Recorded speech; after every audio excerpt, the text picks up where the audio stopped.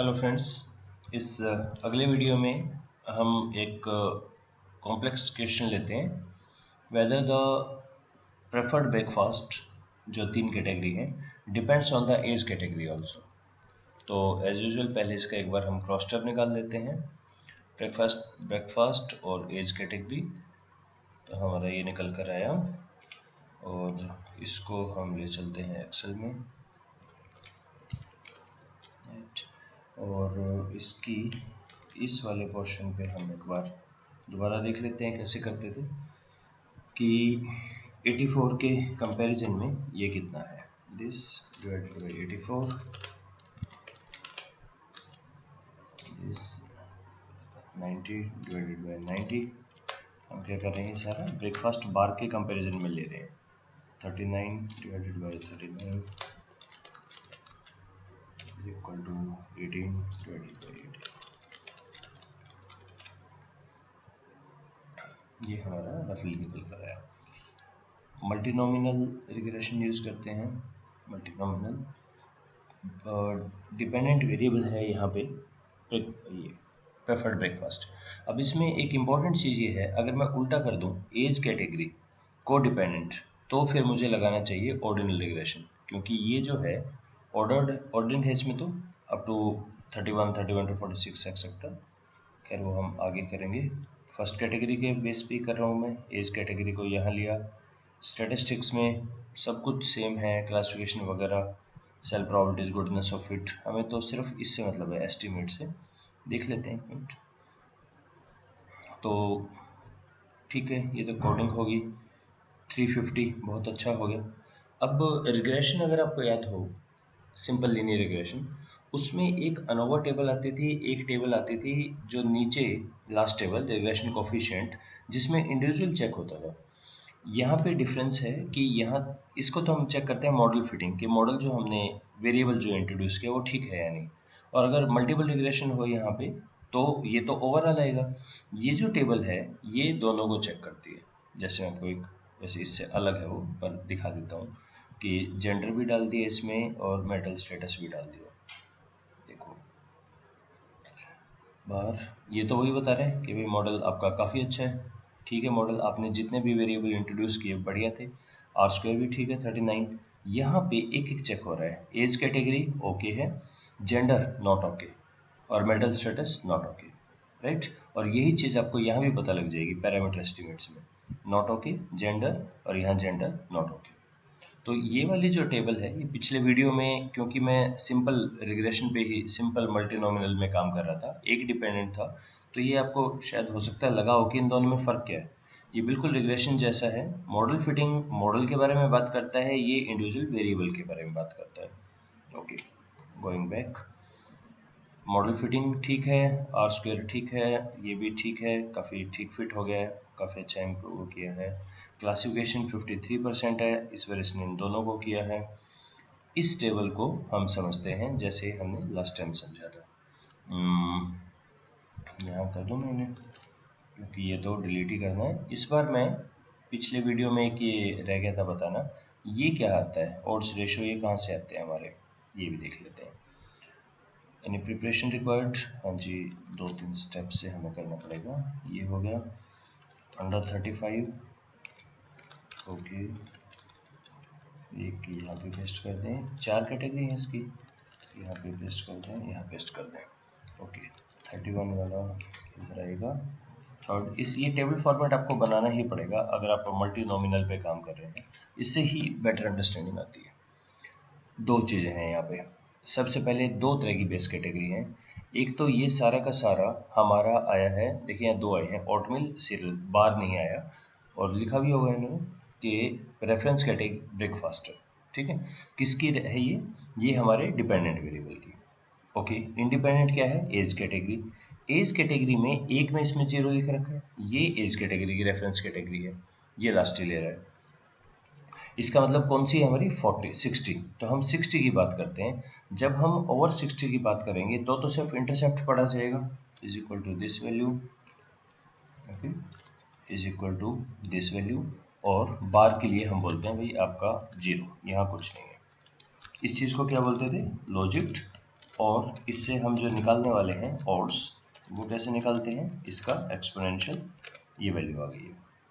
तो इन दोनों को एक्चुअली ऑड्स तो पूरा ही जाएगा यहाँ पे, इसमें अभी कुछ है नहीं, कोई बात नहीं, आ जाएगा वो तो। और लॉजिट यहाँ आ जाएगा, ओके, लॉजिट कहीं गलत हो गया इसका, यहाँ आ जाएगा। ओके, जब हम 46 to 60 में गए, इस एज कैटेगरी का नाम है 3 में देखिए जो भी बेस कैटेगरी का था कोफिशिएंट, उसमें से -19297 कम हो जाएगा। इसका मतलब बेस कैटेगरी का ये एंड प्लस ही करेंगे हम, तो ये वाली वैल्यू, ये वैल्यू बड़ी बन रही है, कोई बात नहीं, इसको बाद में ठीक कर लेंगे। इक्वल टू जो ऑट मिल्स की बेस कैटेगरी है उसमें ये वाला ऐड हो जाएगा, ठीक है। 31 में जो बेस कैटेगरी है उस बेस कैटेगरी में एज कैटेगरी 2 का ऐड हो जाएगा, और ऑट मिल्स के अंदर जो बेस कैटेगरी है उसके अंदर ये ऐड हो जाएगा। सीरियल के अंदर बेस कैटेगरी के अंदर 185 ऐड होगा, और यहाँ पे बेस कैटेगरी के अंदर ये ऐड हो जाएगा, राइट। मिला के देखें अब हमारा ठीक आ रहा है कि नहीं। पहले इनको छोटा कर लें, up to 3 decimal place, 4 decimal place, okay, format देखो, जो ओवर 60 है उसमें जो भी एक पर्सन आएगा, ऑट मिल वाले 10 टाइम्स हैं, यही बात है, और सीरियल वाले उस पर्सन से 3 गुना मिलेंगे हमें। इस डाटा के बेस पे हम ये प्रेडिक्ट कर रहे हैं। 40 to 60 में अगर एक बंदा जो भी हमें मिला जो ब्रेकफास्ट बार यूज़ करता है, ऑट मिल वाले 2 टाइम्स है, 2.4 टाइम्स, और सीरियल वाले 2.43 टाइम्स है, इसी तरह बाकी के हो गए, राइट।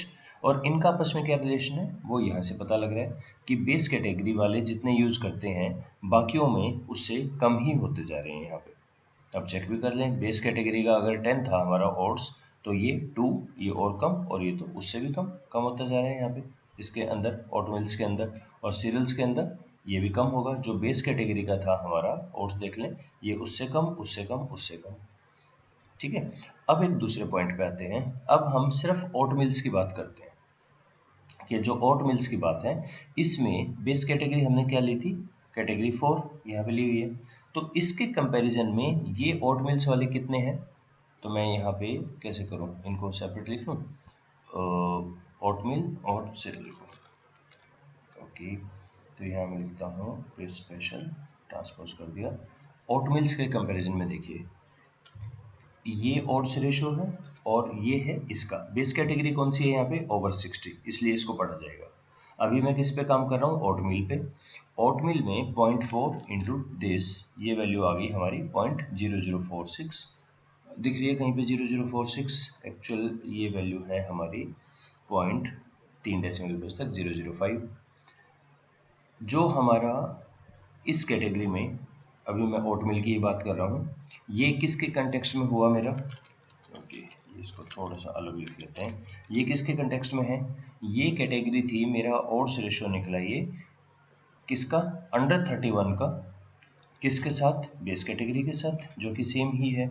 अब हम यही चीज़ 35 के साथ, 31 to 45 के साथ करके देखते हैं, और यही चीज़ हम यहाँ करके देखते हैं। देखिए पहले बात ऑट मिल की, ये बात हो रही है यहाँ पे। सेकंड 31 to 45, 31 to 45 किसके कंपैरिजन में, बेस कैटेगरी के कंपैरिजन में। रेशो किसका, इसका ऑड्स का और इसके ऑड्स का, दो ऑड्स को, ये मैं पिछले वीडियो में बता चुका। ऑड्स के जो रेशो होते हैं उनको ऑब्वियसली ऑड्स रेशो ही बोलेंगे उन्हें। तो इसमें 46 के अंदर, 46 में दिस वैल्यू डिवाइडेड बाई 10, ये आ गई वैल्यू। सीरियल के अंदर, सीरियल के अंदर हमारी होगी किसकी, देख रहे हैं अंडर 31, ये वाली value divided by this value, 31 to 45 this value divided by base category is equal to, over किसका निकाल रहे हैं 46 का, this value divided by base category, और इन सब का फॉर्मेट हम 3 डेसिमल प्लेस तक कर देते हैं। अब देखें पहले ऑड मिल्स को पढ़े। अंडर 31 का है 0.0005, बहुत ही कम, 0.0026, 0.242। इसको कैसे पढ़ा जाएगा? इस 242 का क्या इंटरप्रिटेशन है? ऑड मिल की अगर हम बात करें तो जो भी हमारा यहाँ पे था एज कैटेगरी 4 में, ये वाले उससे कम है, ये वाले तो ख़त्म है, बिल्कुल है ही नहीं, 0.005 है। ऑड्स रेशियो की बात हो रही है यहाँ पे, उससे पॉइंट, यानी अगर इसमें आपको मिला 1% तो यहाँ 0.24 है। अगर इसमें 100 बंदे आपको मिले तो इस कैटेगरी के कितने होंगे प्रेडिक्टेड? 24, और इसके 2, और इसका तो कोई भी नहीं, 1000 पे यहाँ 5% मिलेंगे। इसी तरह यहाँ देखिए 0.7, ये रेशो जब भी 1 से ऊपर हो तो बेस कैटेगरी के कंटेक्स्ट में ज़्यादा होता है, वरना कम होता है। अगर यहाँ मुझे 100% मिलते हैं इसके, तो 74 एज कैटेगरी के मिलेंगे। कौन मिलेंगे? जो सीरियल्स को यूज़ करते हैं। और एज कैटेगरी 2 पे 0.3, ये हुआ हमारा ओड्स रेशो। इंटरप्रिटेशन कैसे लिखेंगे? बिल्कुल ऐसे ही जो मैं बता रहा हूँ, टेबल फॉर्मेट में लिखें, इन चीज़ों को एक्सप्लेन करें, इसके कंटेक्स्ट में ये कितना, इसके कंटेक्स्ट में ये कितना, और ओड्स रेशो को ओड्स इसके केस में। तो एक तो हम बात कर रहे हैं कि विद इन एज कैटेगरी ये कितना जाएगा। सेकंड हम बात कर रहे हैं कि फॉर पर्टिकुलर मील अलग अलग एज कैटेगरी, जो बेस कैटेगरी है, वो ओड्स रेशो कितना होगा। ये दोनों को हम मल्टीनोमिनल में बताते हैं। और दूसरा, जैसे हमारा लीनियर और मल्टीपल होता है, ये भी बिल्कुल वही होता है।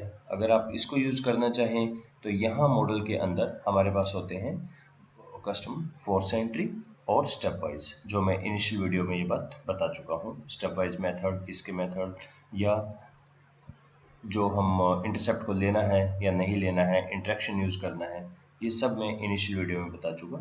सिर्फ उसमें एक पॉइंट ये मिसिंग था कि इनका इंटरप्रिटेशन कैसे आता है। इसके लिए आपको एक बार फिर से शुरू के 2 जो वीडियो हैं इस प्लेलिस्ट के, ऑड्स रेशो के और converting odds ratio into the cross tabulation into the regression like equation, ये 2 एक बार आपको फिर से देखने चाहिए। I hope that was useful. Thank you.